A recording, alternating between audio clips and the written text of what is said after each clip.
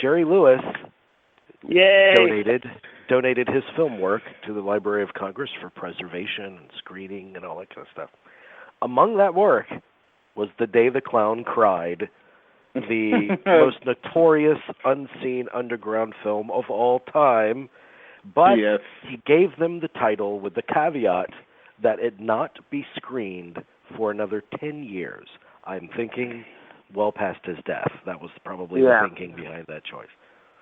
So in 10 years' time, we will see this movie, and then I'm sure the prevailing thought will be, what was the big deal? I think so. I think what was the big deal on everybody's part? Probably not just Jerry Lewis's part, but on our part as well for wanting to see it. That's what I'm saying. That's what I'm saying. A movie cannot benefit from 45 years of build-up. I'm sorry. No, there's just no way it's gonna. There's no way it's going to fulfill anybody's expectation or whatever.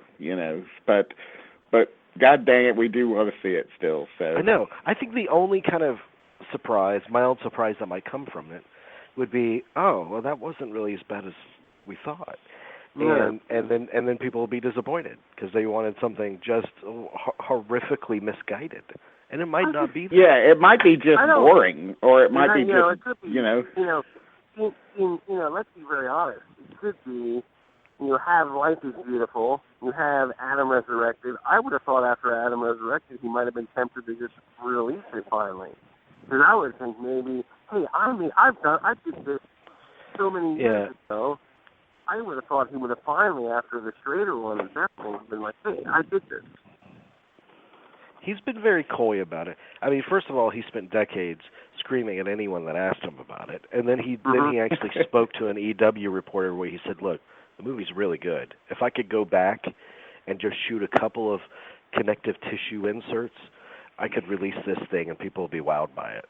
And that's the most he's ever said about it.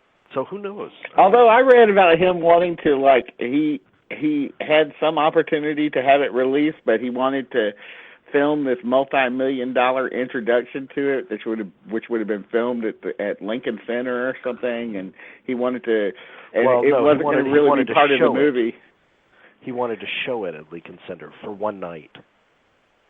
Right. Well, okay. I think whatever. He wanted to shoot these extra scenes just for one showing at Lincoln Center, so it would have this huge kind of buzz about it.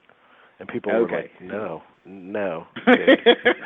I have this image. You remember, by the way, you're talking about lost Jerry Lewis movies. A few years ago, back in 2013, there was supposed to be this movie that was he was playing the lead in called Max Rose, and I remember that. What happened to that? That is nowhere. Where is that? That even showed at Cannes. He was at Cannes, telling women they weren't funny when they were showing it, and it just disappeared.